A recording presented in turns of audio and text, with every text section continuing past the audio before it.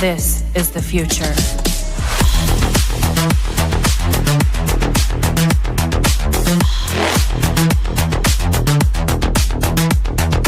Evolution. The Crossing Realms Conference launches September 19th and 20th and will dock in Richmond, Missouri. This is already being called the event of the year, folks. With an unprecedented list of speakers and special guests, 2 days of cryptids, UFOs, and paranormal presentations, along with a celebrity-filled ghost hunt, meet and greet, gallery reading, vendors, and a film screening. This promises to be both educational and fun. Go to eventbrite.com to secure your tickets and vendor slots before they are all abducted. They're going fast.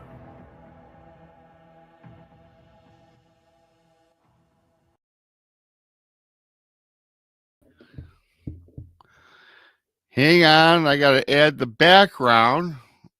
There we go. What's going on, everybody? It's Friday night. It's almost midnight. Well, it's past midnight. And yeah, it's good old BMR.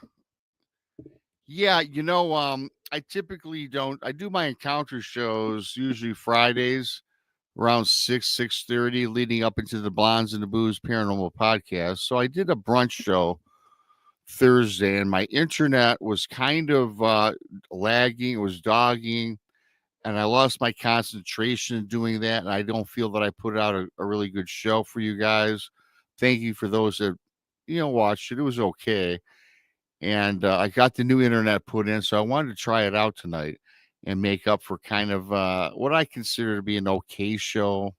I mean, it was all right, but I felt I had to do something better. So tonight, I got a little the lovely Krista joining me for a little while here tonight because I have two encounters, and I got to tell you, I'm pretty excited because one of them takes place at the Land Between the Lakes. I got this from a guy like 3 or 4 days ago, and typically I got lucky because typically I don't open my. I got so many emails from people that have stories or accounts or experiences. I just happened to click on this one when I saw LBL experience. So I said, oh my gosh, I have to read this. And I read this the other day and I decided, you know what? I'm just going to share it Friday night. So it's a little different. So I'm going to do that.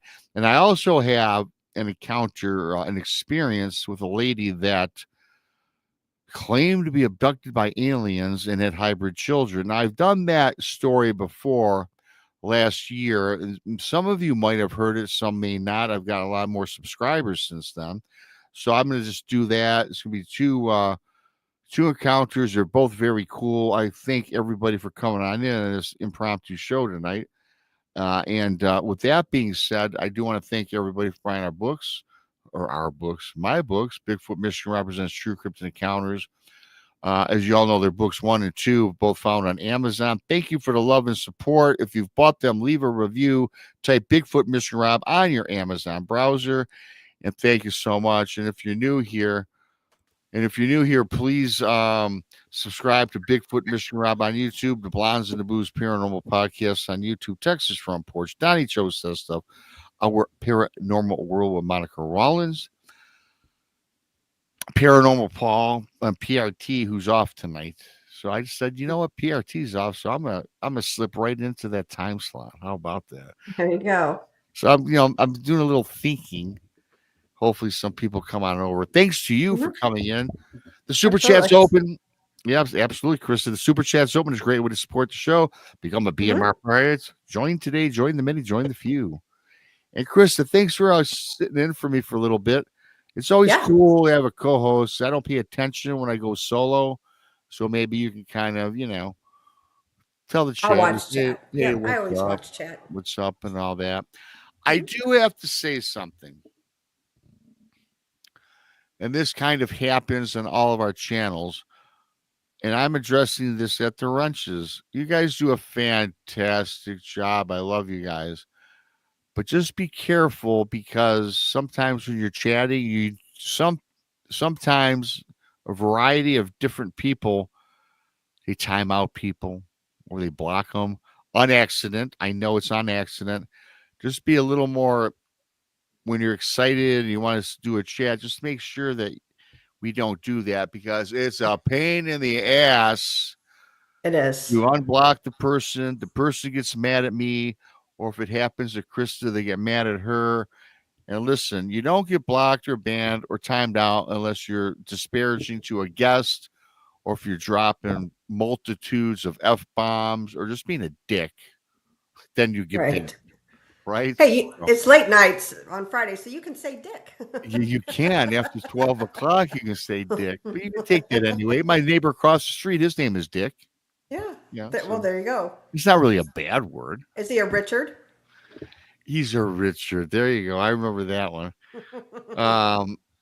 Thank you. And if you are new, please subscribe. I see. I'm trying to read some of the chat here. I see a new person at the bottom. Sage. What does that say? Sage Coffee. Cooley. Thank you for coming on in. Yeah. My grandparents' name was Dick. Yeah, I know Dick, and that's not a bad name. We had a senator years ago in Michigan called Dick Headley. Dick Headley. That was the poor guy's name. His mom and dad must not want to have any kids. I don't know. Amy Diane Boss, Amy Creel, Keith from of course from Michigan. Blah blah blah. Just going through this really quick. Sandra Piper, good to see you. Ona Pediga. Again, Pedigo. I'm sorry if I butcher the name. Pedigo. I need new contact lenses. I do. Murphy 86. Yep. Sage does moderate over at PRT. Yep. He does? Sage. Oh, good. Nice to see you. Thanks for coming on in. 86, as I said. Amy, as I said. There's like 32 in here. I can't name all 32 of you because some of you aren't in the chat, but thanks for coming on in. So, yeah, I'm gonna get on with this show. Again, there's gonna be two encounter stories. And as I said, this first one, we all know about the land between the lakes. Very creepy, very spooky. We've all heard about the alleged incidents. You know, a lot of our friends like Hellbent Holler, they do a lot of research over there and always have great shows, great evidence they provide. Go check them out. And a bunch of others. So I thought this was very fascinating to share this that I got from this email that I received. I don't even know when I got it. I just saw it 3 days ago. I just decided to share this.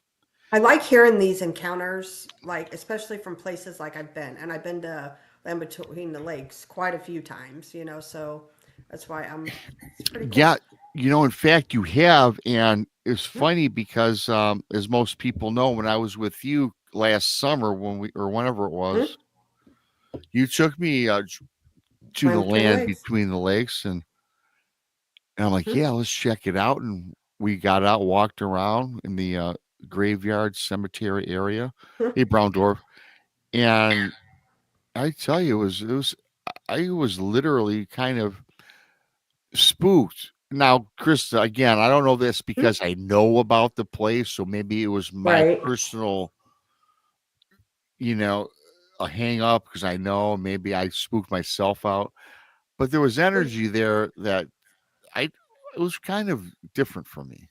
You weren't that far away from the alleged kill site where I took you to, where we got out and stuff. So that could have been a possibility.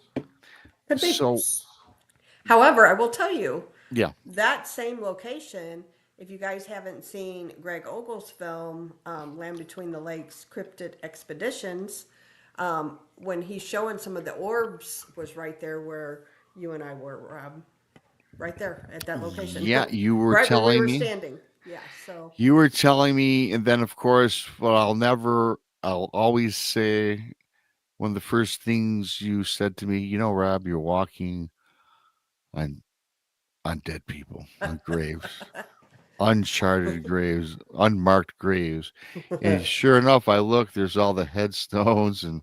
Yeah, you walk down that hill, man. Yeah, so it was spooky.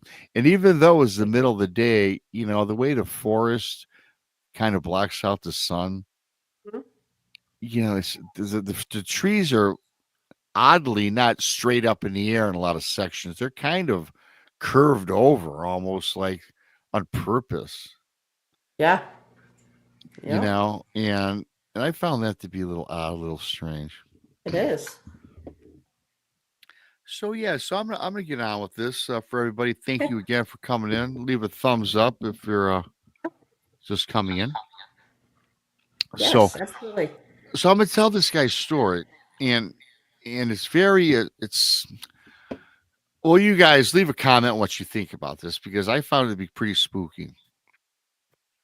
So I got this email from this guy. His name's James, and he went on to tell me about his excuse me a second, his alleged experience that he had in 2020 about an alleged experience he had out in the woods at the land between the lakes, as he says. He says it's mid-June, and he goes on to say that he and his friends, the names were Troy and Mitchell. They planned to get some fishing in. They were going to do some hiking and spend the weekend getting away.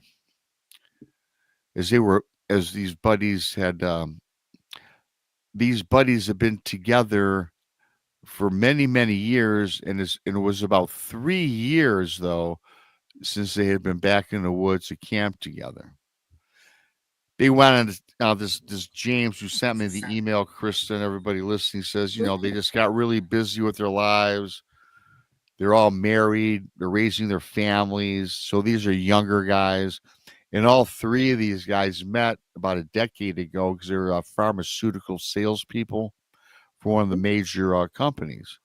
So that's how they became friends, and they all shared the love for hunting and camping. He goes, Rob. He says, I must tell you though that they all had heard about the alleged family that was mauled and eventually killed by some sort of creature. And then he goes on to say it was reported as a dogman or some sort of werewolf creature. So he goes on, he says, now my friends and I never paid any attention, nor did they really believe in such a creature.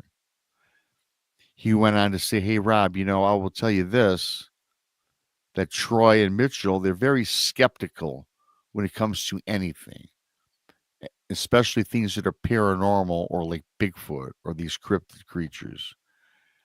He said that, in fact, none of them even believe in the existence of UFOs. So these guys are very close-minded when it comes to the genre or the subject, and nothing to do with it. Don't believe in it. They're going out to have a good time at the mysterious land between the lakes. So now he did mention to say, though, hey, Rob, I will tell you about my friend Mitchell. Mitchell, the only one in the group, has always proclaimed and said that he has seen ghosts or spirits throughout his entire life. And he actually, he's very reluctant to speak on it with his friends. And he went on to tell me, well, frankly, Rob, it's always because Troy and himself, James, always gave him a hard time about it and made fun of him. So it made this guy kind of closed off to them and never spoke about it with his friends. So of the three people, all skeptics, but the Mitchell friend believes in ghosts, claims to see ghosts. So just to give you a little background on that. So James says they got onto the land between the lakes. It was on a Friday. He says they got there about 8:00 in the morning, and they set up their camp, and they went off exploring and hiking around the campsite. Rob, the three of us, we were amazed about the multitude of cemeteries and graveyards, right? Along with 237 of them there. yeah, right. So right off the bat, I know this guy's kind of on point because we know about that. And he also said it was very creepy that they found during one of their hikes they were on, Krista. They said that they came across a lot of these structures that appeared to be dwellings of sorts. Interesting. He said that he says it was like infrastructure, like like decades ago, it seemed like they were parent housing. Now, you and I both know that there was housing and people actually lived here Hmm? before it got taken away, correct? And you know a little There was. background behind that, correct? What was Yeah, going on with that? the government came in and made everybody move. It was the Corps of Engineers. And because they wanted to turn that into what? They want to turn it into some sort of resort or just They flooded the town. I can't I can't remember exactly what the town's name is. I don't have my stuff in front of me, but yeah, they yeah, flooded the that's fine. town. And even when like the water's low, like there's so many cemeteries and stuff in there. They didn't move all the bodies. So there's a portion of the land between the lakes that when the water is low, you can actually still see headstone. Yeah. Oh, again. So he says, so Rob, even though we're all skeptical, he says, even though it was the daytime and they came across the cemeteries and this infrastructure, they even themselves, being skeptics, still were they started getting a little spooked out about it. Even though, as I said, it was early in the day that Friday. So James goes on to tell me, hey, Rob, we explored around for about an hour or so. Then they decided to get back to their camp and take up some fishing at the lake that was closest to them. And Chris, I don't recall the lakes, but he says that they went, the closest lake where they were setting up camp was at Lake Kentucky. There's Kentucky Lake and there's Barkley. And and he also mentions, and they were going to try out Barkley Lake for fishing the next day. So this guy's on point with the lakes, this, that, and the other. Did they say So what part that they were camping at, or what campground, or were they paid camping, or I'm not so sure. I think as the story unfolds, we might right? find a little Okay, more detail about it. okay. So anyway, these guys found a spot to fish at, and he said it was kind of the spot that they found was under an old overpass that did not appear to have been traveled in like years. So I'm guessing they're underneath a bridge Hmm. or something, and they're hovered Okay. underneath and set up their fishing. They fished that spot. So ahead of them, they saw a great view of the surroundings, the woods, the wood lines that encompass this part of the lake. So, Rob, we were there about 3 hours during their fishing, and James was going on and saying that during this time period, for about an hour, they're bored. They didn't even get a bite of fish or anything like that, not even a nibble. Then the guy, he goes, "Hey, Rob, the ghost dude Mitchell told the rest of the group to look across the lake to the tree line." He says the tree line in the distance. Mitchell, the man who's experienced ghosts, says, "Hey, take a look over there." He goes, "I swear, I keep noticing about from in a patch of land or swath of area about 6 feet to maybe 8 feet, across, that the trees were kind of swaying back and forth continually. But the rest of the tree line was very stable and not moving."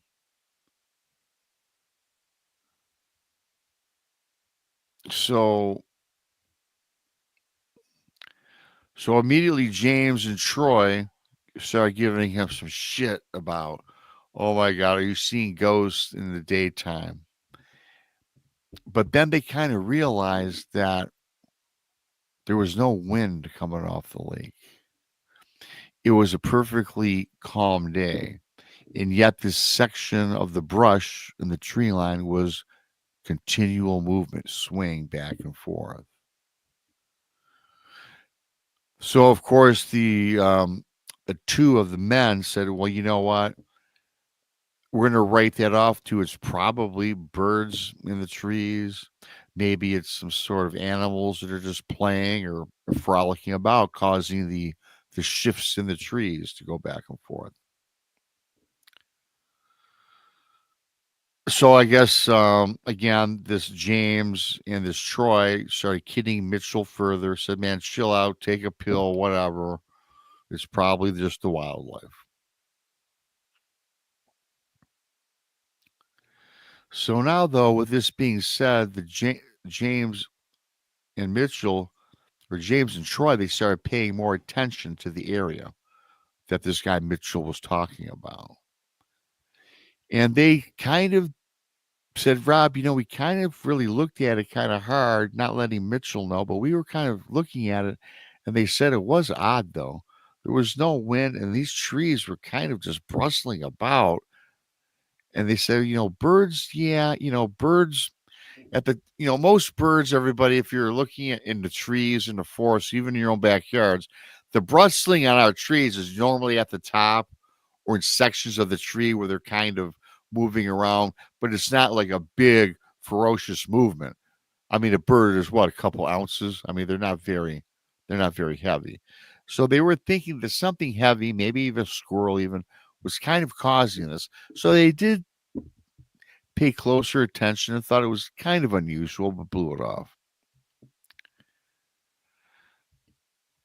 So they kept on fishing and then they got nothing. So after a few hours, again, no luck, they're getting bored. The guys decided to call it a day and head back to their camp. They go on to tell me that it was fast approaching dusk and the guys had just finished cooking some dinner and they started up a fire. And these guys, they brought food with them from the homes, blah blah blah, whatever they cooked, eat again. Did not go on and tell me. So again, these guys just started up with this Mitchell and they started joking with him again, you know? And they started joking now because where their campsite was, Krista, they had a full view of a cemetery aligned with headstones and everything else, kind of like what you show me, not 20 yards from their camp. Cool. So they set up their tent, whatever, their campsite in it just outside the cemetery. And they did it on purpose to further freak out their buddy. And they knew that their buddy Mitch was like pissed off at them. Why would you guys pick this spot? Blah, blah, blah. They go on to say that their camp now, Krista, maybe to answer your question, was just off of a service road. And again, as I said a little earlier, the service road did not even look like it was traveled upon. In fact, there's a lot of overgrowth. There's a lot of A lot tall of roads weeds. down there like that. Yeah, overgrown with like tall weeds and even trees, half foot to 2 feet trees started to sprout up amongst the road, which you've seen that as well, I'm sure, right? Hmm. So, so Rob, he says, so he's this guy James in the email is telling me, so this made it even a little more spookier, especially as the nighttime was approaching. Hmm.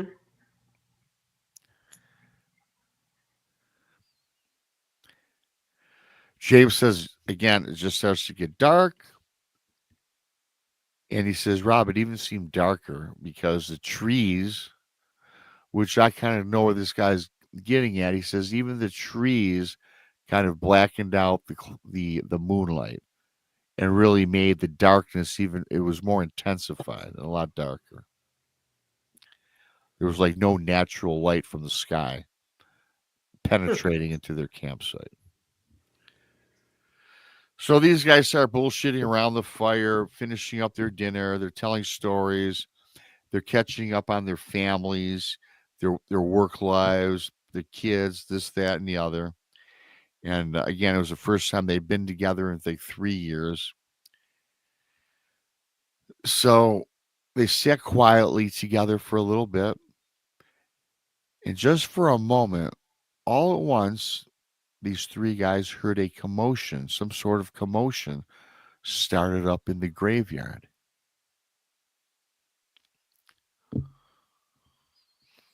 So he goes, Rob, this guy James, in the email is saying, hey, Rob, he goes, I got to tell you something. It sounded kind of like movements. and none of them could get a real grip on what these movements were. They couldn't really figure out what it was, but they could sense movements. And again, it's very dark. Mm-hmm. But they all three of them had that feeling about the movement. Again, as it's totally dark at this point, so one of the guys with them, Troy, he takes out a rather powerful flashlight and pointed it out towards the cemetery. And he says, Rob, the light covered roughly it encompassed maybe a 75 or 100 feet worth of area that it could light up. And had the headstones were in view or whatever they got in view from the flashlight, and he's panning the flashlight back and forth. But there was nothing. He didn't see anything. And even he says, even when he turned on the flashlight, the movement that they perceived or what they thought kind of stopped when he turned on the flashlight. So can I interject here? Yeah. So one of the first times that I was at the LBL, same thing. It was a cold night, and there was like 10 of us sitting around a fire, and we heard similar. So we were the only ones out there, and we were near Energy Lake. We were actually at Energy Lake Campground is where we were at, and we had the fire going, and we were the only ones out there. It was like 25 degrees outside. It was freaking cold. And nobody's wandering through the woods at that time. That's the night we saw all those weird orbs and stuff. However, we heard like something coming in towards our camp. Like, you know, it was wintertime, so the leaves were on the ground. It was like you could hear something walking through the leaves. And even so much that a couple people got up because their backs were to it. They moved side, like they didn't want their backs there. But then we would shine the lights, and there wasn't nothing. Not a squirrel, not a deer, like nothing. So my point being is I can relate to what he's saying. That's happened to me there. Again, cool. A lot of things I've said about this story kind of matched up with I kind of observed when you and I went, and a lot of it kind of matches up to other things we've heard, right? So, and these guys are a little bit, you know, wow, this is weird. So they shut off. So the movement stops when they turned on the light. They see nothing. So now they shut off the flashlight, and again, because of this extreme darkness, everything goes black. With the exception of the fire that was blazing that they had, obviously, as we all do, have a campfire. Right. So the guys, they all stayed up a little bit longer. They kind of brushed it off. They all went off to bed.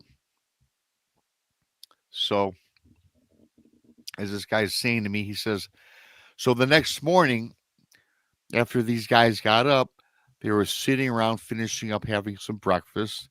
Then when one of the members of the party, Troy, had mentioned that he did not sleep a wink.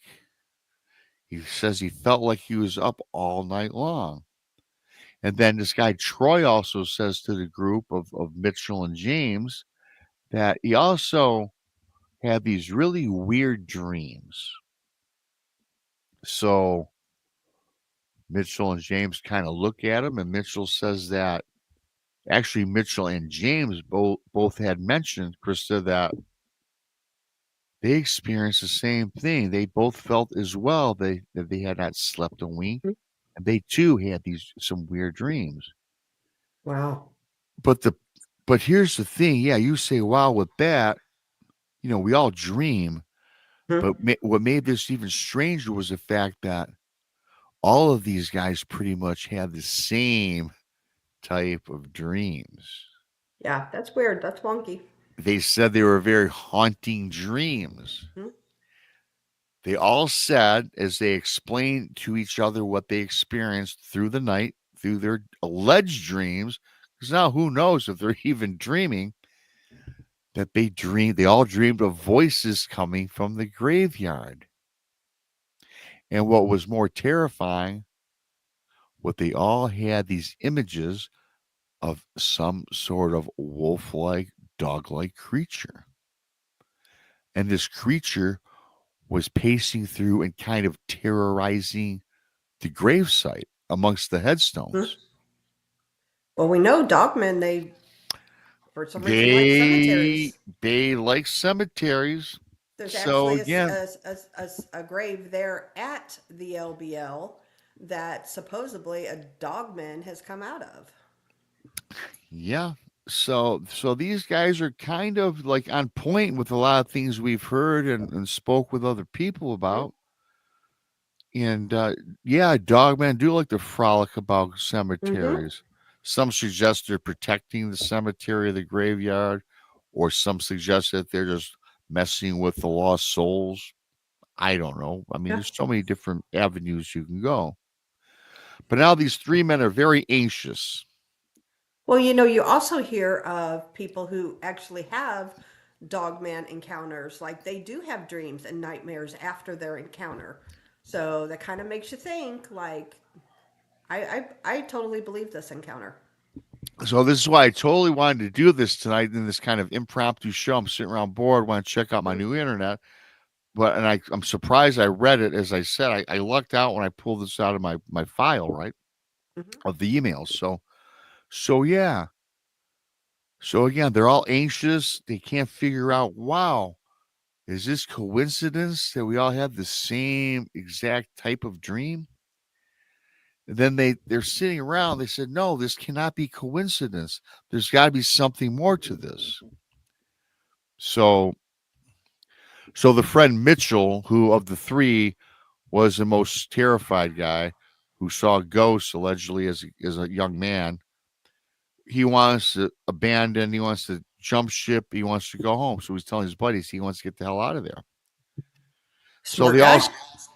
yes, yeah, but now, Just yeah, saying. well, but they're all sitting around, they're talking to their buddies. So, let's tough it out just one more day. We haven't seen each other in 3 years. We're away from the wives, the kids, we're away from work. What do you suggest we do? Leave and go hang out somewhere else?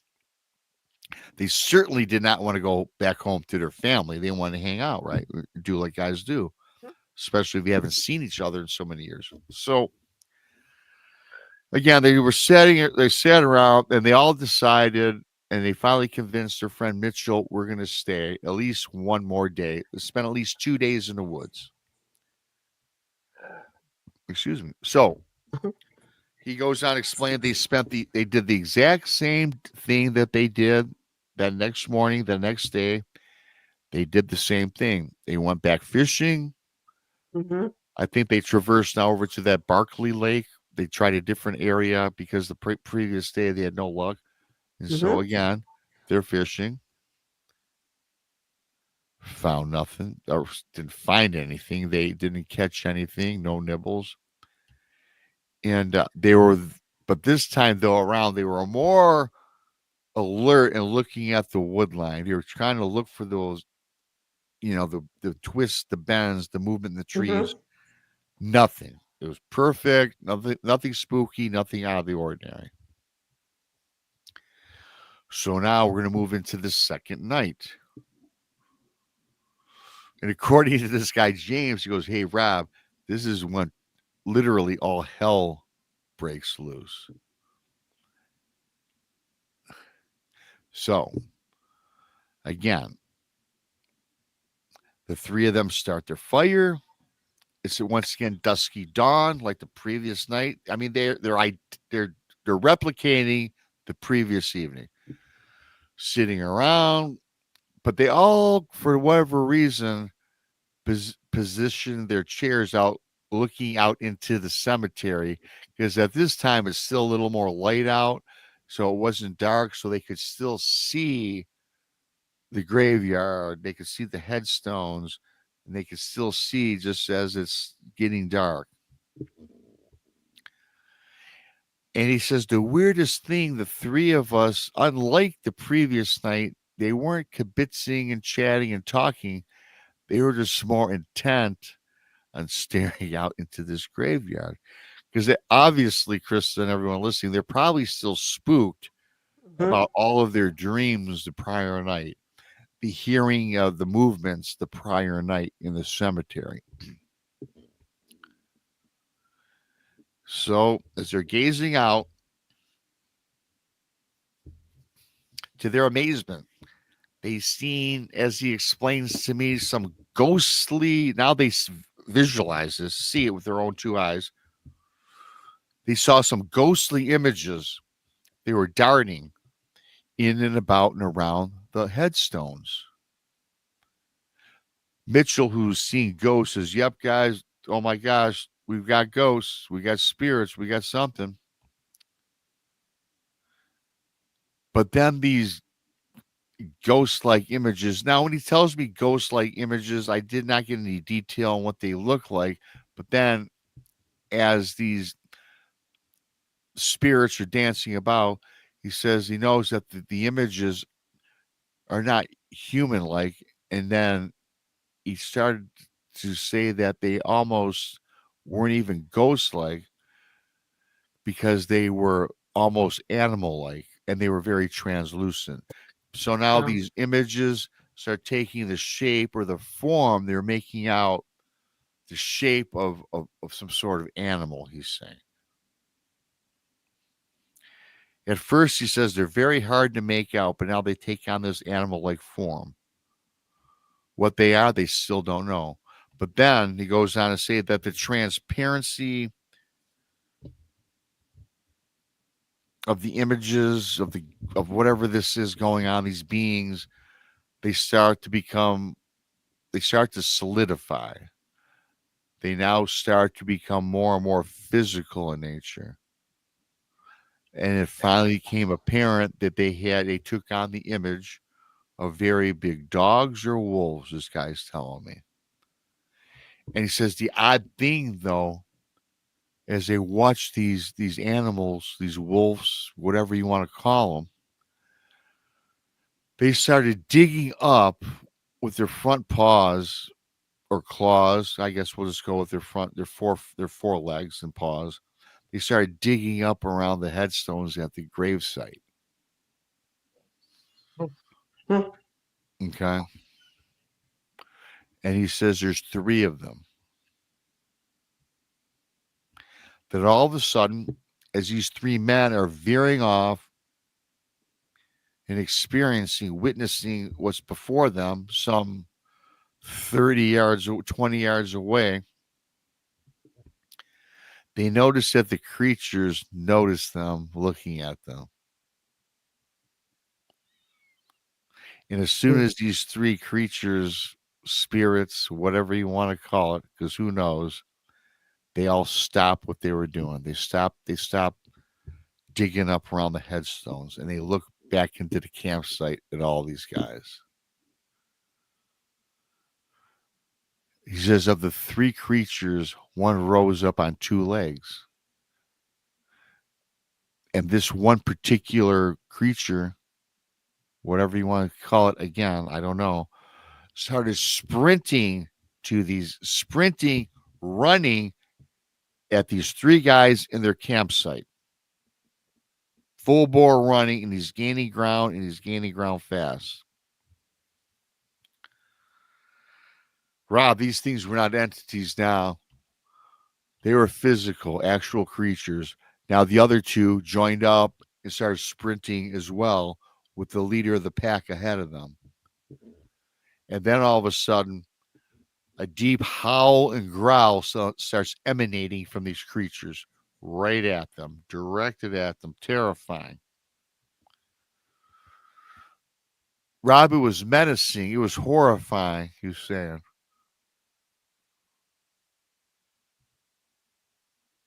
He goes, the 3 of them are kind of paralyzed. They can't move. They want to move. They don't know to run, stay put. You know, that fight or flight comes in, but they didn't flee because he goes, even Rob, I know this about hunting or being, if you come across a predator, last thing you want to do is run because their instincts kick in and now you are the prey and boom, chase you. They chase you down and hunt you. So, he goes, I don't know if we were paralyzed because of fear or because we figured running was a bad idea. Mm-hmm. And then the James man says, Rob, I told you about, I didn't believe in the LBL. I heard about the massacre. Then he says this image of the massacre enters his head. Like, oh my God, he's thinking, man, is this for real? are we going to be part of what happened many years ago, allegedly? Just like the stories Well, that they've heard. These wolf-like creatures get into camp and they're not 10 feet away from all of these three guys. Rob, they're on us 10 feet away. Then all of a sudden, they stop.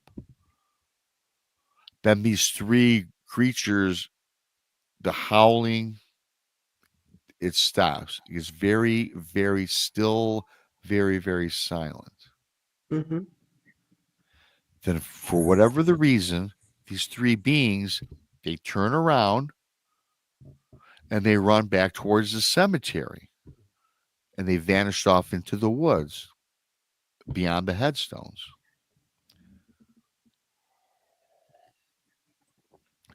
Rob, meet myself, James, this guy James, and Troy, the skeptics. Rob, us two skeptic asses now believe that we just saw something. We are just paralyzed in fear and just cannot process what we saw. Now they're moving about their campsite. So the dogmen are moving about their campsite, or No, the dogman creatures were rushing the campsite and they got into the campsite. And once they're like 10 feet from these three guys and they're yelling, growling, and screaming, then the dog creatures stopped their motions, stopped the howling. Then they turned around and sprinted back towards the cemetery and disappeared back into the woods, leaving these three wow. guys without attacking them or proceeding further. And these guys are now like stricken in fear. So, So I got a question on that. yeah, What are your thoughts? Okay, these dogmen sound like they were full force coming after to eat these three. That's what it sounded like to me. sounds like they want to get them to me. But right before the last minute, do you think they were being controlled by something and something called them back? I'm just thinking out loud. Yeah, we can discuss that further once I'm done with this, but that's I didn't think of that till you brought it up. Maybe To something get did that call them back. close and then just stop and turn around, that's not dogman behavior. They're going to eat you. Hey, listen, I'm not an expert when it comes to being hunted by any sort of predator. Typically, if they're charging full bore at you and they're within 10 feet of you, they You're smell goner. blood. You're a Yeah, you're a goner. goner. Yeah. They ain't gonna stop and turn around. So hey, listen, maybe there was some presence, some Just think force that about told them to stop, right? think about like Martin Grove's encounter out there. Those dogmen didn't stop for him. If they'd have caught him, they'd ate him. Get ate them. So that's a So great what? point. I didn't even I don't know. consider that while I was reading through this. And again, there's so many things that Hmm? we can explore. Now that you bring that up, that is quite odd and quite frankly, quite lucky. Mm-hmm. So as soon as these creatures skedaddle back off in the woods, James goes, hey, the three of these guys decided, hey, we're going to pack up our camp and they're going to go back to their truck and get the hell out of there. Thank you, Mr. Castro. 5 new Bigfoot Mr. Rob pirate members. Our mateys. Thank you, Josh. Yes. Thank you, Josh. So these guys decide to pack up their camp. It's nighttime. It's pitch black. It's dark. They're terrified. They want to get out of there. So, and their truck is maybe parked some 50, 60 feet away, whatever, and they want to get out of Dodge. So they all get back to the truck. They get into the truck, pack up all their gear. Brand new truck, too, by the way. I mean, how new within a couple of years? Okay? So I got to say something on that. If I got dogmen coming after me and they get within 10 feet, I'm not packing my damn camp up. I'm getting in my car and I'm leaving. Yeah, but he said he packed it up. I mean, maybe, yeah. I mean, hey, if that happened to me, I'm running in my truck and getting the hell out of there. I'm going to leave the $40 tent behind or whatever the hell I'm bringing. Yeah. You can replace come back that in the stuff. daylight maybe and pick it up. Well, but yes, because it's damn well still going to be there. No one's going to. Yeah. No. So, anyways, but they pack up. They pack up their camp. So you make up a great point as well. I don't know. Maybe they were, who Hmm. knows? But yeah, I'm not thinking about my camp at all. So they get back to the truck, and I said it's a newer truck. He tells me it's like a GMC model truck, and the damn truck won't start. Oh, hell no. The truck doesn't start now at this point. These guys Of are like, course not. what is going on? This is unusually odd. I mean, come on. It's like the truck is like, if it's not new, it's within 2 or 3 years old. It's the summertime. It's not cold. Everybody, you push the button, boom, you Right. go. Oh, he goes, That's I say, yeah, weird. it's a brand new GMC truck. There's no reason in hell, as he says, It as to wouldn't be not starting, why right? should it start up. So Wow. these three guys, I guess, I don't know what, it was a fairly sizable truck, and they have nowhere to go, but they stayed in the truck, of course, lock the doors, roll up the windows, and they, of course, they can't sleep, and they're talking amongst themselves on figure out what they just experienced. Yeah, I sure as hell wouldn't have went and slept back in the tent. I can tell you Yeah, that. well, that's for sure. No, at least they're inside something. Right. But A by little what the safer. but I will tell you this: the description of these creatures, it doesn't matter if you're inside a truck. If it's not moving, they're getting in. It's very Yeah. easy to smash out a window. Sure. So these guys are, and the two biggest skeptics is the James and the Troy, with Mitchell being a believer in ghosts, claiming to have seen ghosts. These guys just cannot process this, and they just kept thinking about the alleged murders. I'll just say alleged, at the LBL Mhm. that we've all heard Right. about. So they're thinking, man, maybe that's something to all this. So the Mhm. hours pass by. They're not able to sleep. Did they So, keep trying to start the truck in the meantime? they probably did, Chris. 'Cause I He sure didn't would tell me have. that. I probably would have been hitting that. Yeah. So listen to this, man. These guys are either very stupid or what? They decided to venture out of the truck after a couple hours passed by, Hmm. and they ventured towards the cemetery. So let me ask you, are they packing? Did he say? Didn't make mention. Did not Okay. make mention. They went to fish, and I don't. Can you pack? I mean, I You're wouldn't not even know. supposed to in the LBL. Okay, However, you're not. You can't. I There's no wouldn't go there hunting. without packing Well, let me ask you this. I don't know this. Can you hunt in the LBL during season? during season. Yeah. You can. Okay. I don't know. Again, this was in June. I don't think that's hunting There's season. no season in There's no June. Yeah. season in Michigan, anyways. Yeah. So, but these guys, all of a sudden, a few hours go by, and they get the balls to get out of the truck and venture out into the cemetery. Talk about Hmm. three frightened dudes. Again, two of them are skeptical, so maybe Krista, well, Maybe they questioned what they saw, you yeah, know? so they decide to go out, and they get out into the cemetery, and they actually advance. I give them credit. I mean, stupid or crazy or whatever you want to call them, they went out into the cemetery toward the headstones where they see these creatures, digging up around the headstones. They wanted to Well, they're brave. investigate this. They're brave. That's all I can say because I wouldn't have done that. Before they even did that, they first took note, though, as they went through their actual campsite where they packed up the tents and everything. They looked around on the ground and started. Now they're getting a little smarter, and they're putting senses together, and they're looking for tracks. He says, there's got to be tracks going through here. And he says, Rob, sure enough, we've seen these big wolf-like tracks impressioned right into the ground. You could see them. So, and he says they were huge. Rob, I don't know how big they were. Let me tell you, they're bigger than a dog, bigger than your average wolf. They're big. And by the way, Chris, I never asked you this. I don't know this. Are there any, we talk about the LBL all the time, though, but are there wolves in Kentucky and Tennessee? I don't know. I can't answer that. Yeah, I don't know That I that, the don't answer know. to that. I always thought that was interesting, though, because when you hear about the Dogman of the LBL. Hold on, I can Google real quick. Yeah, Google's Google a up, and I'll wonderful continue thing. on with this. So anyway, they see these tracks in their camp, and then they follow the tracks right out into the cemetery, down the path line that these creatures ran into their camp, and they kept following the tracks.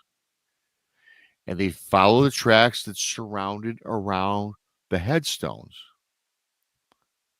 And all these tracks were apparent around the headstones.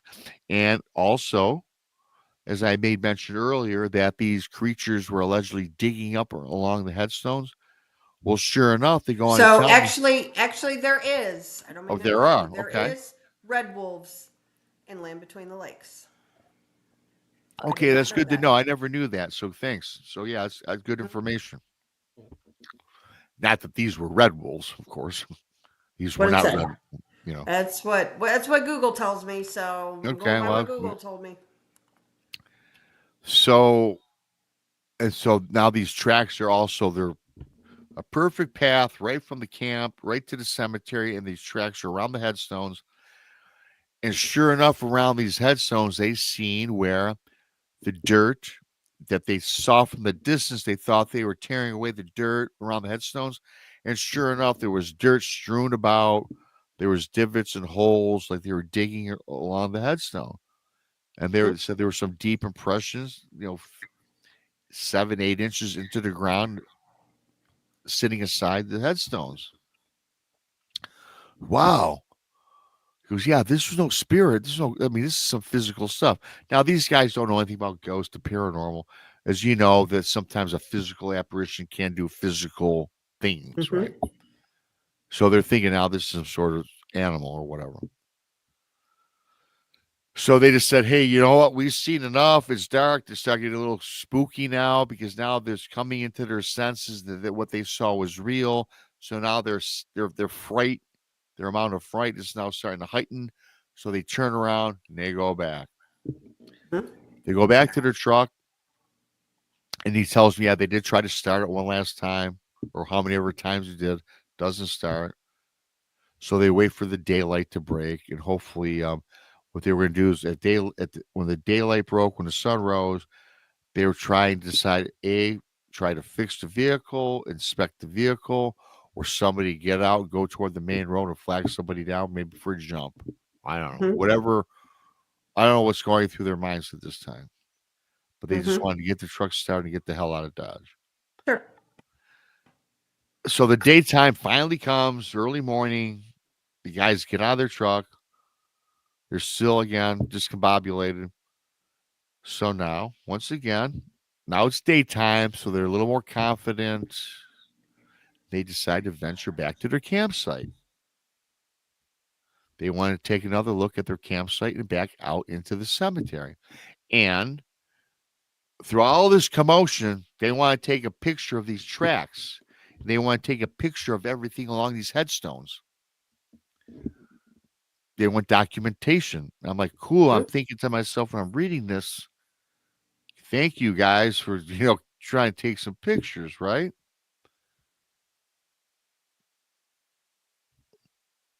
They get to their campsite, Krista, camera ready.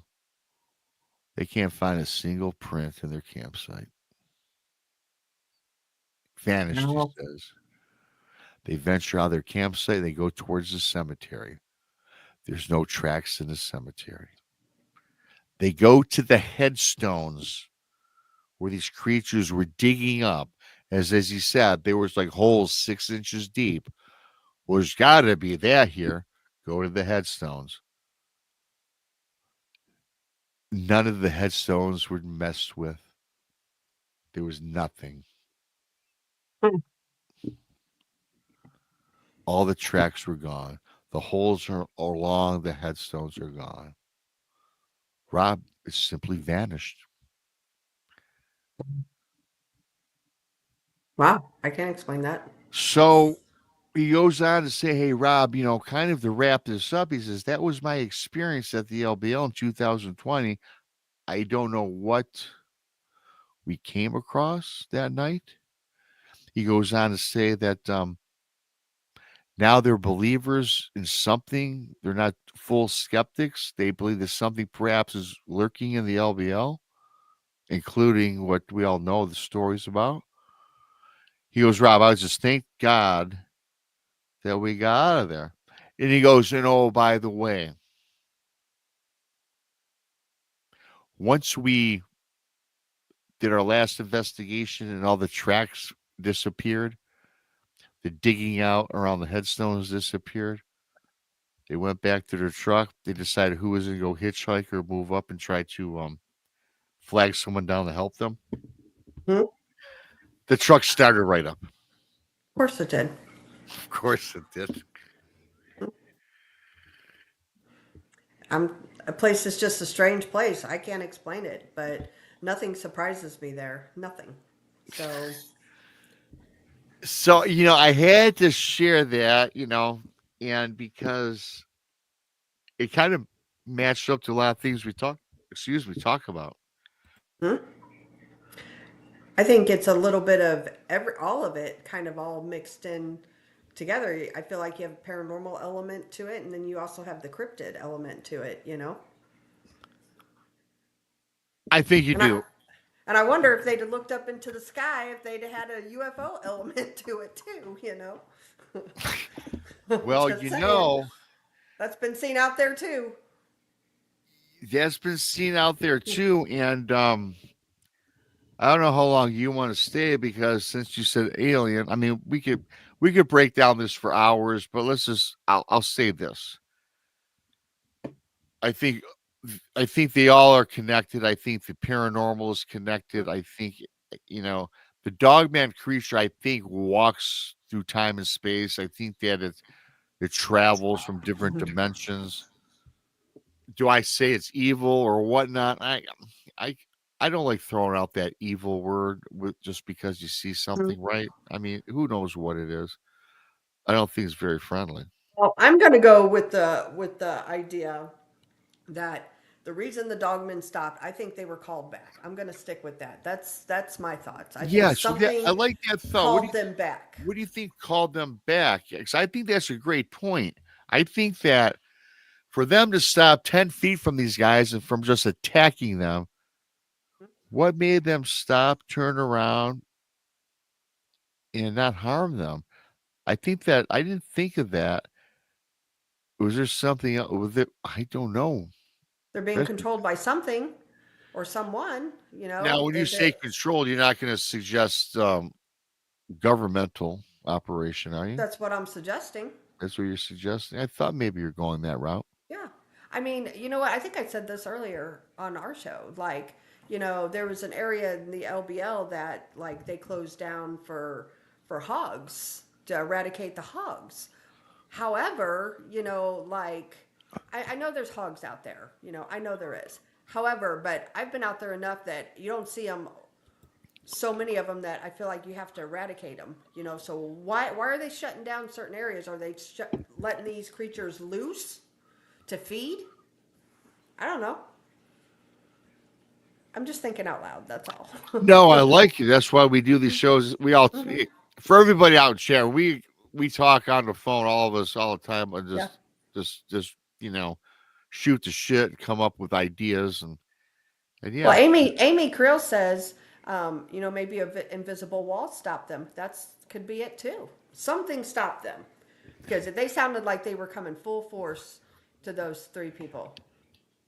They I saw don't dinner. I guarantee you. I don't again I don't have the details on what these gentlemen's belief system was. Do you think maybe it was an intervention from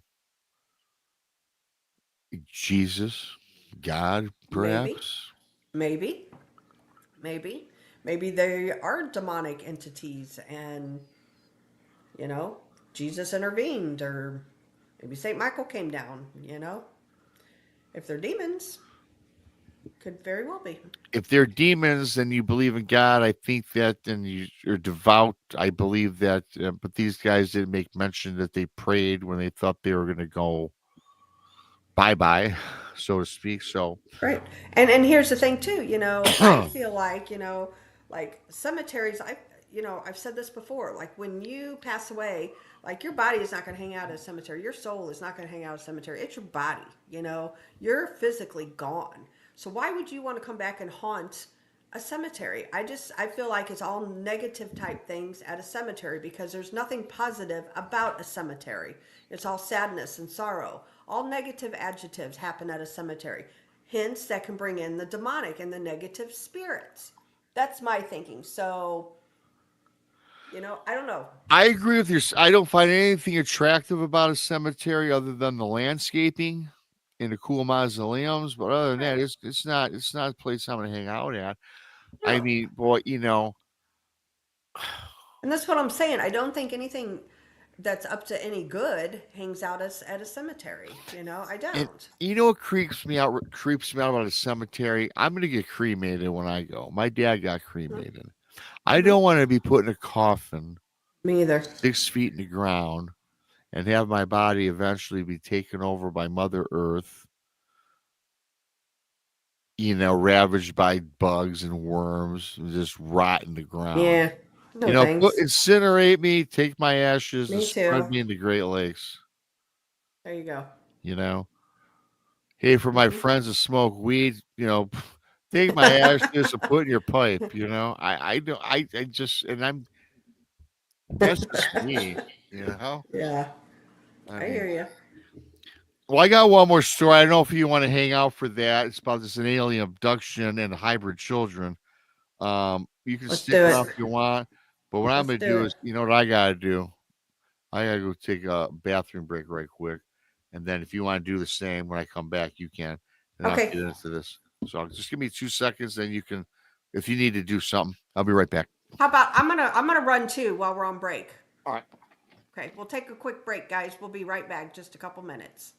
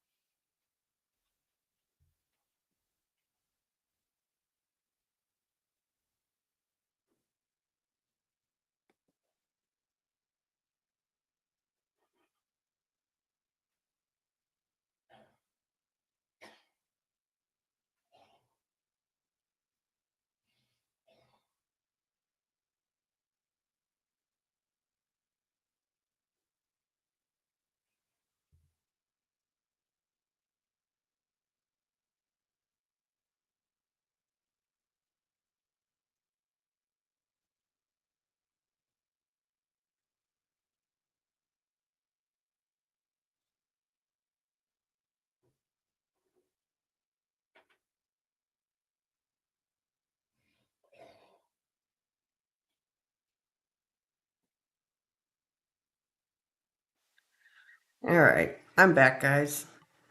We talked about before uh, we went on a quick break about being cremated or buried. What do you guys prefer? Just curious what everybody else is wanting to do when it's your time.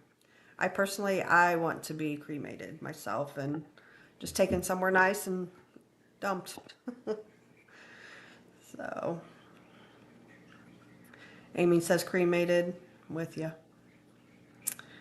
Joanne says in the cottage I'm moving to. Very cool. Bigfoot Dwarf says, put me in a taco. Freaky Geek says, whatever is cheapest. Flat Rock's going to be buried. I just asked everybody what they'd rather, cremation or Oh being yeah, yeah. buried. It's kind of it's late night. It's kind of morbid thing, but yeah, hey, But I'm with you. I'm going to be cremated as well. You want to hear yeah, something really cool though? So my dad, yeah. wants to be cremated. He's still alive. He is going to be 90 soon. And he is a huge fan of the St. Louis Cardinals. Mm-hmm. And so, like, I don't know, it's been probably 10 years ago. He bought his and my stepmom's urn, and it's a St. Louis Cardinals baseball. Literally, that's his urn. No, that's his No, urn. I kid you not. I kid you not. It truly is. Yeah. So I told him, I was like, well, I'm never going to put you in there because, I mean, yeah. So, yeah. His urn is St. Louis Cardinals baseball. True story. Yeah, I got my dad's across from me and Mm-hmm. sitting right over there, and haven't spread it anywhere. He had property up north, which he sold. Mhm. And so we're not, I'm just going to keep it, hang on to it. And I also have some of his ashes in a little cross that I got it Mhm. filled up with. I don't have any of my mom or my grandma or nobody. I have two of my dogs. I have my dog Coco's ashes Yeah. till this And right day. up here in that chest there, that's where my dogs are. They're right in there. My mom, we had her cremated, which she wanted to be, but years ago she had bought a plot, and so we ended up having her cremated, and we put her in her plot that she had paid for many, many years ago. Mm-hmm. And then my grandma, she wanted to be cremated as well, and she is at Jefferson Barracks Cemetery with my grandfather, who was a World War II veteran. So she's buried with him. Okay. And her ashes, yeah. We I well, we like, put part of her. We sprinkled a little bit of her. It sounds so morbid. I can't believe I'm telling this. So she lived out at a lake for years and years and years. Like she had a lake house and just out there forever. And so we took part of her and put her out there in that lake, and then the rest of her we buried with my grandpa. very nice. No, I like that. Yeah. I want to thank everybody for coming in tonight for this little impromptu show. Quick shout outs: Diane Boss, Ona, Duke Sullivan, Hooking, Kelly. Boy, there's quite a few in here. I didn't realize we almost 70 people showing up. Freaky Geek, Amy Creel, Bigfoot Dwarf, Jason Fitch, Mickey G. Free Your Mind, Mark Z Hammer. How you doing? Good to see all you familiar faces. Scrolling. Sandra Piper. Good to see you, Sandra. Glad to see you in the chat. So there's if I missed you, I'm sorry, Thank you you, guys. Amy. Thank you, Amy Creel. Amy. She's my little pirate matey. Thank you, Amy Creel. Love you. Also, Thank you thank you very to Josh much. Castro for donating 5 BMR pirate members, joining the mates. I got to figure out what my boat's going to be called now, my pirate vessel. So thank you, Amy, and thank you to Josh. Thank you to all of you. Please give me a like on your way out or during the show. So are you good to go, Krista? You got to do anything or no? Nope. Okay. Nope. I like Ona's here. Party at BMR's house tonight. Party at the house. That's right, Ona. Thank you for coming in. So I gotta tell everybody, and Chris, so you and I last year we had Karen Wilkinson on the show, if you remember, and she's an author, and we did her book. We talked about her book. I know it's backward, you guys. It's Stolen Seed, Evil It's not Harvest. backwards. It's good. Oh, you can see it. Okay, Stolen Seed, Evil Harvest. She wrote this book. This is all about her experiences as an abductee, okay, from Mm-hmm. aliens. And so there was a very good show. You guys can look it up. It's free in the archives, of course, on my channel. And she's a great person. She's very enjoyable. And she sent me this book free of charge. Just sent it to Awesome. me. And this is a fantastic book. I highly suggest it. I've read it. I actually did read it. I got like 20 books over there that I'm yet to even open, but I read this one. Part because she was coming on the show, so I want to know what I was talking about. Mm-hmm. So it inspired this email I got from one of our subscribers who does not participate in the chat room, but is a lady. She happened to catch the show, and the show took her back. She enjoyed it, and she said, "Hey, Rob, I don't want to come on your show like your last guest did, but I've got to tell you my experiences." Because very eerily similar to Karen, she just had to get this off her chest. And she says, Rob, can I, if you can share this, but I'm not coming on the show. There's Mm-hmm. many reasons for that. I said, sure. So I did do this. I don't know if it was a live show or a video. I know I told you about this, and I might have done it. Some people might have heard it, but it was a long time ago. So I decided for tonight's show that I would move in that direction for everybody. Mhm. So I'm gonna go. I'm gonna go, tell this story, and this is about her alien abduction, and alleged hybrid children that supposedly she has. She has at least one. She's telling me. So I'm gonna read a little excerpt of what she sent to me. Mhm. She says, "Rob, I was inspired to write you based on the guest you had, Karen, um, that you had on your show." And she goes on to tell me, I'm just reading part of her email before I tell the story. After watching the show, I had decided to write to you to ask you to do this on one of your Saturday encounter shows. And I used to do Saturday encounter shows. Okay. I haven't done that in a while, though. Mhm. She goes, I've been following you for some time and decided it was time to reach out to you. I know today that I am not alone with what has taken place in my life. And to this day, I'm still perplexed. So she goes on to say, for me, it started at the early age of 5 years old.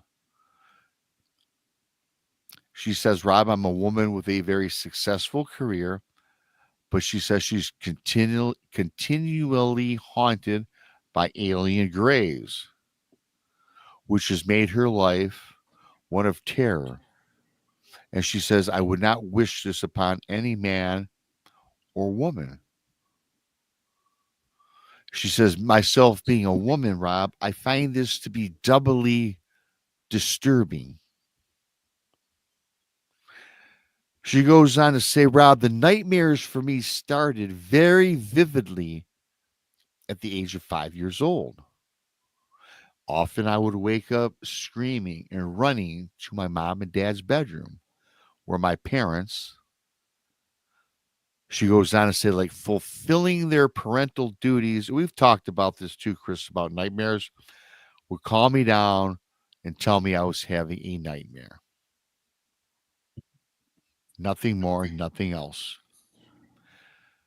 Rob, my dreams continued on through my early 20s. The dreams were always the same. They were not ordinary dreams. They were very vivid and lifelike, almost like I'm not even sleeping. Very real. She says it seemed like it was like her conscious mind was almost like an open book to demons. She goes, Rob, the dreams involved my body lying face down on a surgical gurney. I was surrounded by these alien grays, big, bulbous, misshapen heads, huge, wide, almond shaped eyes, thin mouths that didn't move. Just a very thin, straight edged look about the mouth. They were very tall, over 6 feet, with long, lanky, skinny bodies. She says, Rob, I got the sense that I was on a spacecraft. Bright white, almost metallic walls surrounded me. Bright white lights made her eyes squint. She goes on to say one of the aliens had some sort of surgical apparatus in his long, thin, transparent fingers and hands. Rob, I'm terrified, as I absolutely knew this was a gray. I knew that he was working down below in my private area. The dreams were always the same, she goes on to say, even as a very little girl. She goes on to say at this point during this email, she has to kind of stop. She says, I have to stop using the word dream or nightmare. She goes, this was very much real. And today I know that I had been continually abducted and experimented on. Very. This, Rob's, no nightmare. It's not a dream. This is the part of my human reality and my existence today. She goes on to say that in her late 30s, she was paid a visit. She was asleep in her bed. And she says she first wanted to put this little side note in that she'd been married. She got divorced. She had two beautiful daughters. Her husband was not understanding these dreams and all the nightmares she had, because I guess this was continuing on while she was raising her family. And the husband up and left her. Guy couldn't put up with this, her ramblings, her nightmares, and I guess the husband said that he had enough. You know, take that for what it is. I think that's kind of, jerkish, I guess. That's just my opinion. He called her insane, basically. What a jerk. She also, my feeling exactly. She says, Rob, it's also important to note at this time in my 30s that she had these strange growths or nodules on the back of her neck. And she says that these nodules, these nodes, were a variety of shapes and sizes. She says she had as many as up to that she can recall, that she could feel with her fingers on the back. She had up to 12 of them. Wow. She's had many visits to doctors and specialists. They did assure her of one thing, that it was not a cancer, although at the same time, they could not give her a clear diagnosis. She says, Rob, I have to keep my hair very long to cover them, as they're very pronounced. And she has a complex over them with her, with herself, with her self look. She says she did have some of them removed, and the ones that were removed, there were biopsies were performed on them. Again, with negative results. Nothing strange going on there. And then she has some scarring because of this. They had to go deep to get these nodules out. So they did. It was kind of, I guess, the back of her neck is unattractive, unfortunately, for this woman.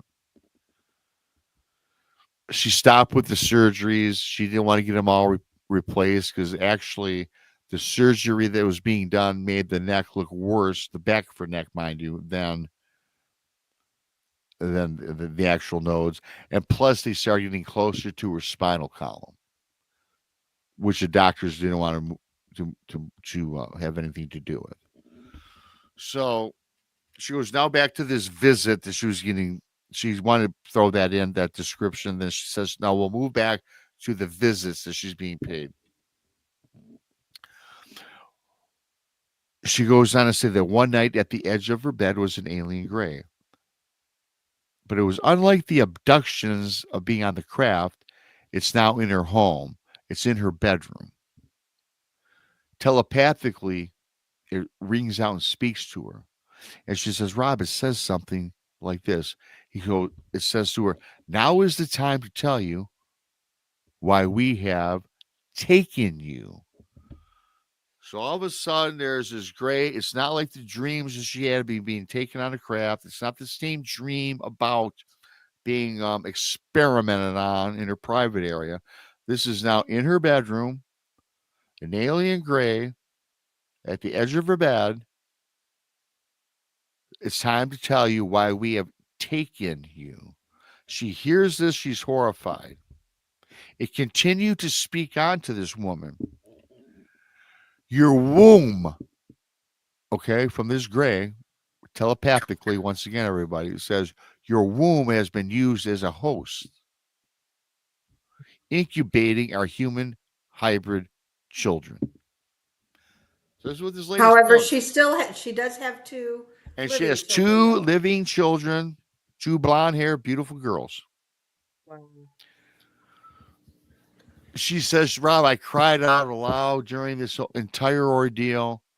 And she starts to wonder now if the reason her husband left her was that she was indeed going insane. She goes, Rob, I'm at my wit's end. She's thinking maybe I should check myself in and get psychiatric care. The alien now goes on further telecommunicating with her. And it goes on, listen to this one. Says that the nodes, the modules on the back of your neck,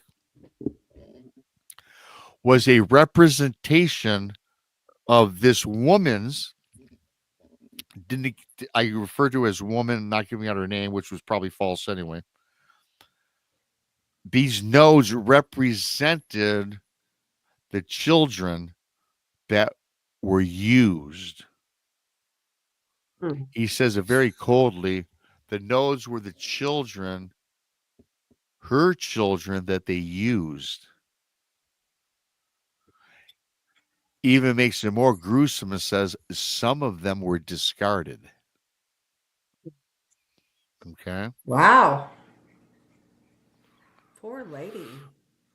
He goes on to further tell this poor lady that very soon she will be paid a visit by one of her hybrid children.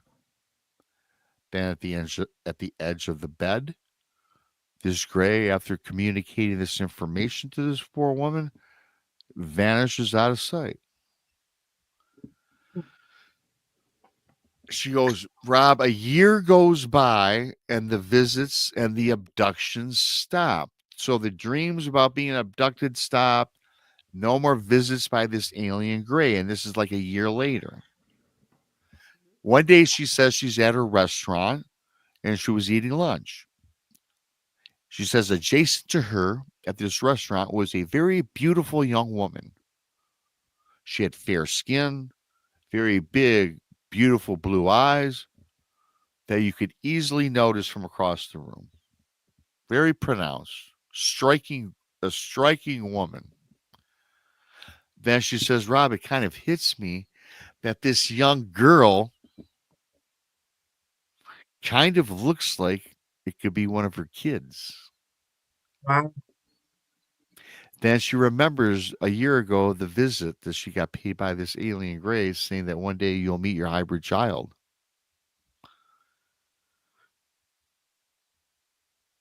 Wow. So she's thinking, is this the visit that I was promised or told about? Is this her? So this Scary. woman, this woman, she gets up. Oh, excuse me, not the woman telling me the story. This woman, this beautiful blonde hair, blue-eyed woman gets up. So the person telling me the story, this lady, says she follows this woman and follows her into the bathroom. So this young lady, goes to the bathroom. She says she walks in right behind her, sees her go into a stall. So she says, Rob, I waited for about 10 minutes and she never leaves the stall. So she says, man, I gotta know, Rob. She goes over. She goes, she looked under the closed stall door, but she sees no feet. She sees no legs. She says, Rob, I reluctantly open the stall door and there's no one there. This woman is gone. She says, Rob, I go back to my table where I was eating my lunch. And she looked over to the table where this woman was, and she's gone as well. Her place setting was cleared, everything. She says, Rob, all of a sudden I kind of felt kind of angry. She says, Rob, I was supposed to be promised a visit, but this is the so-called visit. There was really no visit. It was a glimpse of something that could have been nothing. How do I know who this person or what this being even was, if in fact it was a being? Or she says, Rob, it just could have been my imagination. Sure. Some girl looks like my daughter. So she's very confused. She's frustrated. She's still. Still don't explain how she disappeared, though. Yeah, it does not. She's just not in there. So she's frustrated. But again, as you just mentioned, she's like, wow, nobody vanishes into thin air. So Right. she kind of had the inkling that maybe this was her hybrid, but it's not what she expected. She wanted to Mhm. have talked to this individual, her kid, allegedly, right? Yeah. So she goes, I got my vehicle. She says, I cried all the way home. So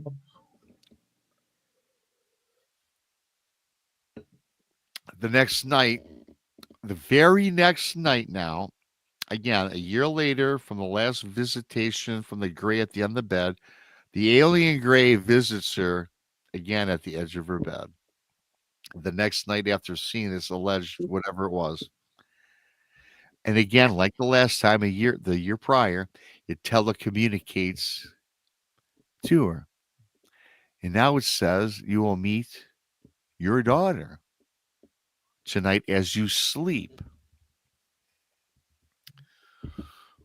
She says out, kind of verbalizes this. She can't telecommunicate, doesn't thought it. She yells out at this creature, this alien, how in the hell am I going to fall asleep? Right. Yeah, I'm going to visit my daughter while I sleep. I'm wide awake. I'm terrified. I ain't going to sleep. Yeah. But then again, she's not frightened though, like the previous experiences. She says she's kind of ecstatic and she's kind of excited. Mm-hmm. She does not know how in the hell she's going to fall asleep, right? Rob, sweet. As soon as that gray, the alien vanished, she goes, I just was out. Doesn't know how, doesn't know what, doesn't know if she even fell asleep, but she is now asleep.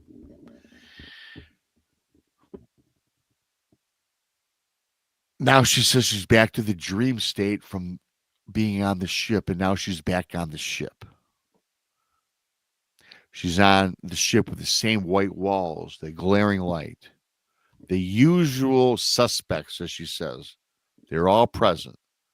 The three aliens, the tall aliens, the one with the apparatus that worked on her lower body. But there was no one else there. That beautiful woman wasn't in this dream that she saw at the restaurant. It was just these three creepy aliens. So this lady says during her dream, she is able to verbalize out what's going on.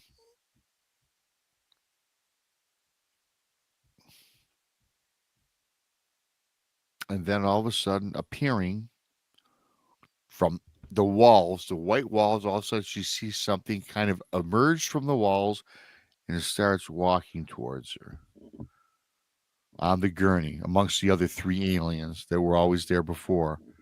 And as this figure approaches, it's not alien looking, it's not a gray. And as it's getting closer and closer and closer, it was the semblance, the resemblance of the beautiful woman she saw in the restaurant. Now, unlike the alien grays that spoke telepathically, this beautiful woman that she saw in the restaurant spoke verbalized vocally. And it just said, I am your daughter, tells this woman. Interesting. She went on to tell this woman that the alien grays were done using her as a host. So this woman has so many questions to talk to this her alleged hybrid alien daughter. But then she wakes up back in her bed. The only thing told to her was, I'm your daughter by this woman that she saw in the restaurant. I'm your daughter. They're done using you. You know how cold, right? That's This scary. entire Yeah. thing was very cold, very disheartening for this poor woman. I mean, my heart I mean, ached. not only was this lady assaulted all of these years Mhm. physically, and then, like had children and just like, I couldn't imagine. I mean, it's awful. It's awful. Totally terrible story. And so Yeah. she goes on in concluding this. She says, "Hey, Rob, I still have similar dreams today." And she says she thinks she's still being used for something, but she can't put her finger on it. Certainly not as a host, not as she's not being used to bear any more hybrids, but she hopes to find answers. She says one chapter in her life has been closed, but now another opens. And she went and bought this book to try to get answers. And then I actually sent her an email to get a hold of this lady to see if Mm-hmm. maybe she can help her. I don't know. I haven't talked to her in over a Mm-hmm. year now since I last spoke with her. But I must Yeah. tell you, I mean, I've gotten some It's creepy awful. stories from people. I've gotten stories from people about the dogmen killing their pets or their Mm-hmm. horses. You know, the one terrible Yep. tragedy, which are very. I love animals. You love horses. Very sad. But for the human being aspect, this has got to be one of the most, for me personally, gut wrenching accounts That's the ever thing, happened to a human being ever. with aliens and the grays. Now that, I mean, throw me in a dark room by myself at a haunted location, I can handle all that. Take Yeah. me out to the woods, I can handle Bigfoot and all that. But aliens, that scares me because you don't have any control. If they want to take you up there, they're going to take you. What about, do you think like some of the missing 411? Do you think they take them and take them forever? Hey, listen, I think that with the 411 is concerned, it's all involved alien, cryptid, Yeah. human beings, government. Well, and here's the thing too. Here's my other train of thought. So, like, it was really, really awful what they did to her. Like, they tortured her whole life. I feel Yeah. like the alien Greys did. Well, look, she And got divorced. Husband says she's insane. Thinks she has cancer. Has her neck all marred up from surgeries. Not right, cancer. Don't know what it is. These crazy dreams. Now she sees. I mean, her alleged daughter, who yeah, didn't have any closure, said a few sentences to her. I mean, this poor woman. I'm surprised. Hey, I tell you what, she has a strong constitution. She absolutely, should she be in is. the. She should be. I don't want to say the Yeah, word nut house. Okay, I'm respectful, but man, she needs some sort of care. And if she's still living by herself, single, I don't know how she gets through the day or holds a job. no, seriously. And here's the thing: like, these aliens are so cold and calculating. Like, do they not have feelings like we do? Can they not have love or empathy? Anything like that, like us humans do. Like, and even the hybrid daughter that came to her, like there's no love there. Hey, I'm your daughter. Goodbye. Yeah, I'm your You know what I'm daughter. saying? Yeah, right. She says, I'm your daughter. I'm your hybrid daughter. You're done. We're done with. They're done with you, and that's it. Right. That's what I'm saying. I mean, It there's something. I don't know. Like there, I think there's something more to it. Like it just shows that maybe they don't have feelings. Like they I don't. have. Maybe I've they heard. can't love. You I think know. I have heard similar stories. I don't know. There's so many different alien species and races. Mhm. The thing that I gather most from what I just recall from watching other people and talking to other people, I don't think that the alien race has. They're not like us for sure. I don't think No. they have feelings or empathy or sympathy. I don't think that they know what pleasure or guilt is or sadness and Mhm. happiness is. I think they're like generic, kind of like what they look like. I mean, an alien gray looks like some generic blob Yeah. of nothing. I mean, they're Yeah. creepy looking, but they're expressionless, faceless to an extent, Yeah. despite having eyes and little thin Hmm. mouths and That's my only thing. features. Like if they're breeding hybrids. Like I guess that the hybrid didn't get any of the human side of that. Like of being able to Right. have feelings. So it's just But then, awful. but then we were talking to your buddy earlier today that some people suggest that we're aliens from the future. We said, yeah. And we've and if we are, we've certainly Oh, progressed where these current species of alien are just kind of they don't care about us. Bottom yeah. line. Yeah. Well, Amy says, I've read accounts of greys having the mothers hold the hybrid infants if the infants weren't thriving to nurture them. That's interesting. That's interesting. Then, you know, it kind of just goes against everything this lady just said because they were cold and calculating her whole life to her. Yeah. Like, I mean, the Grays, even prior to her meeting her alleged daughter, was like, "We're done using you." Oh, yeah, the 12 nodes, we discarded half of them. You'll yeah, meet like your it's one like the, surviving daughter. right, Like like they the, just, like like throw it in her face. an Like, experimental lab. yeah, She was used as a rat, lab rat, yeah. basically, and her little kids, hybrid kids. And again, it's okay. I'm not a woman, okay, Krista, Hope not. but thinking like a girl, right? Right? With that, I don't know how to put this. If I'm a female and I was inseminated with a hybrid alien kid, I don't know whether I would be terrified or love it much like a human child. That to me would be very tough for a woman to Yeah, care for, or I don't know what the thought process would even be. yeah. I have no idea. I mean, like, you know, like I have kids, you know, like Well, my love for them is like no other, sure, you right. know? That's what I'm saying. So, yeah. And And if you so were I, inseminated by an alien, would you feel the same way about that? Some being from another galaxy? I don't know why you wouldn't. I think you If you, probably but here's the would. thing though. Well, maybe not though, because like you might not even know you're pregnant with these alien hybrids. Where, you know, like a human baby, your own children, you know, you're pregnant with, and you got Yeah. all that, you know, the first kicks and all that kind of stuff. So maybe not because you didn't even know, like, you've been inseminated with one at the time or something. So there's no like bonding there, Yeah. you know? That's my thinking.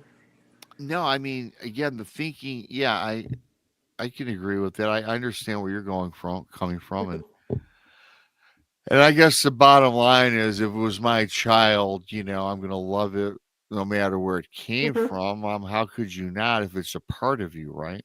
I mean, Yeah. Well, like the truth is in the background says, still her kid. She would, you know? yeah. I don't know how you could not, unless you didn't know that she Well, I was think that pregnant, you know? if you didn't, well, I think that this woman that sent me this, I talked to her on the phone too once briefly, and I do have the strong sense that she would have taken this. First of all, her daughters left her too, thought she was nuts. So this woman not only did not lose her husband, but her two daughters disowned her. I Sad. think this one was looking for love, and I think that she was pissed because this hybrid alien person, Hmm. I think that she wanted her in her life to love her. Yeah. I do. Hmm. I get that from this lady. Hmm. But apparently her mindset was much like the alien grays. Hmm. Well, they're done with you. I'm your daughter, Yeah. hybrid kid. Terrible. Thank you for your service. Yeah. I And like I mean, said, and I maybe they just, I don't know how to love because I just don't see like a child being that way either. Like, you know, I just don't, you know, yeah, they and would most want of the to know their mother and their yeah, father, you know. and again, most of the people in chat are saying, yeah, they would love the child no matter what, and I would too. I'm not suggesting otherwise, and yeah, I think you would. But this poor woman went through hell. That's all I have to say. Well, Amy says, you know, the babies are usually extracted before the woman even knows she's pregnant. Right, and I guess it's kind of matched So, up to this story because so the it kind of nodules, goes, it yeah, kind of matches up with what we were talking about. She was never pregnant. right. I don't get the part where they told her she was used as an incubator because to me that would suggest that you had something growing inside you. And how would a doctor not recognize that? Or how would you as a woman not feel something going on? You know what I mean? Well, you know what? If they can mess with your mind like they do and make you forget things like that, Why couldn't they? They could mark it Yeah. out of your head that you're even pregnant. You might know that while you're up there, but then when they send you back down here, I mean, look what they can do to people. Anything's Yeah. possible.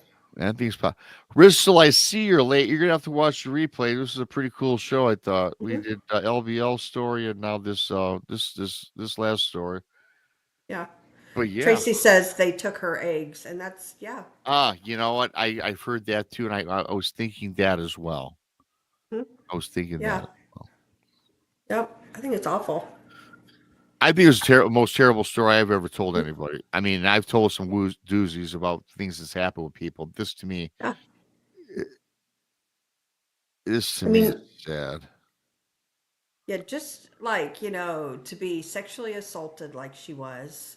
And then, Basically, yeah, I mean, she was. You said yeah, that you she did was. something with her privates, Yeah, she was. So, so she was assaulted, and then had this child dangling in front of her. Like, I don't know. I think the aliens are badass. I think they're mean and there's nothing nice about them. And this just proves my point. It makes me think that I'd rather see a damn dogman than a damn alien. That's what I'm saying. Throw me in the woods. Give me a dark room by myself in a building. I'll do that every day. Don't give me an alien. Those things scare me. That kind of reminds me of the thought, Jason McLean. I think his thought process is that all aliens are demons. This is demonic to me, the way they act toward this Oh woman. yeah. In a They have sense. no feelings. No, like it's almost like they get off teasing her with that. Yeah. Yeah. So, anyways, thanks, Christopher. Thanks for joining me tonight for this. I want to check out everything, and thanks to everybody for boy. You had over at one point we had over 70 people came in, which is awesome. Yeah. So that's pretty cool. Little impromptu show. I usually do these shows though, you guys, between 6 and 6:30 on Fridays, leading up to the Blondes and the Booze. But I couldn't do it. I had no internet. I finally got some new internet. And I wanted to check it out, and it works fine apparently. Yep. So yeah. So thanks all of you for coming in.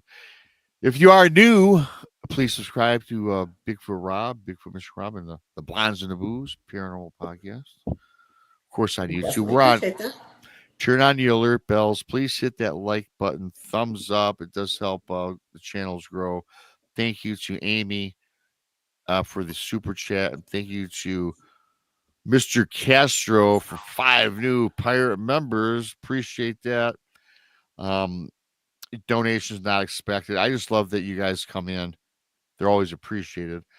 Love Yep. seeing you guys when you show up. We have an awesome chat room, an awesome growing audience. And yeah, it was a great show, and I appreciate each and everybody for coming in. Enjoyed it. And so tonight is now it's Saturday morning? Yeah, almost going on 2:00 for me. So yeah, so Saturday. Oh, we'll be back 11:00. Me, you, Brandy, and Monica. And you have nothing going on tomorrow, correct? I have Paranormal Paul's show at 7 p.m. Paranormal Paul, yes, very good. Yep. Then I have your show at 10 p.m. Central. Central, yes, you do. So. Yep. And then we go back to Monday with everybody back on Mondays. Hit the alert bells. Our schedules, we don't, give out the schedules. It's just too much to talk about. Just turn on the alert bells, you guys, and you won't miss a show from any of us across the board. And don't forget, Eventbrite, September 19th and 20th. We got our conference going on. It's going to be one hell of a show. 20 featured speakers and guests. Ghost hunts. I haven't even counted. I just know there's a bunch. And as Brandy said earlier on I our just say show, 20, and I think there might be even more. No idea. All I know is that Brandy said earlier, and she was right. She said we had 6 to start with. Do you remember that? Yes, we did. That was a long time ago. Started with a half a dozen. Now we've got close to 2 dozen. Yeah. It'll be a lot of fun. We'll all be there Yep. hanging out with you guys that are coming on down. Check it out, Eventbrite. the Crossing Realms Conference, Paranormal, Cryptids, and UFOs. All speakers from all genres will be there. And the Fae even. And we're even talking the Fae, Ronald Murphy and Lady Ann, Celine, Dr. Dean Bertram, a bunch of them. A bunch of cool people are going to be there. Going to be fun. Going to be a lot of fun. Yep. All right. Forward to it. I'm looking forward to it. I thank everybody for coming in, and we'll give you a little taste of the conference with our new exit, our new intro theme here. Tex made us. Huh? Tex made it for us all. Yes, Tex made it. Yes, Tex put this together. You'll hear his southern drawl in the background. Southern drawl. Man, good old teddy bear Tex. That's what I'm gonna start calling him. Thank you, everybody. Good night, and see you next time.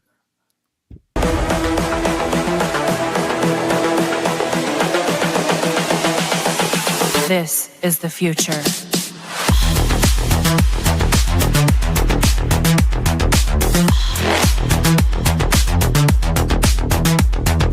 Evolution. The Crossing Realms Conference launches September 19th and 20th and will dock in Richmond, Missouri. This is already being called the event of the year, folks, with an unprecedented list of speakers and special guests, 2 days of cryptids, UFOs, and paranormal presentations, along with a celebrity-filled ghost hunt, meet and greet, gallery reading, vendors, and a film screening. This promises to be both educational and fun. Go to eventbrite.com to secure your tickets and vendor slots before they are all abducted. They're going fast.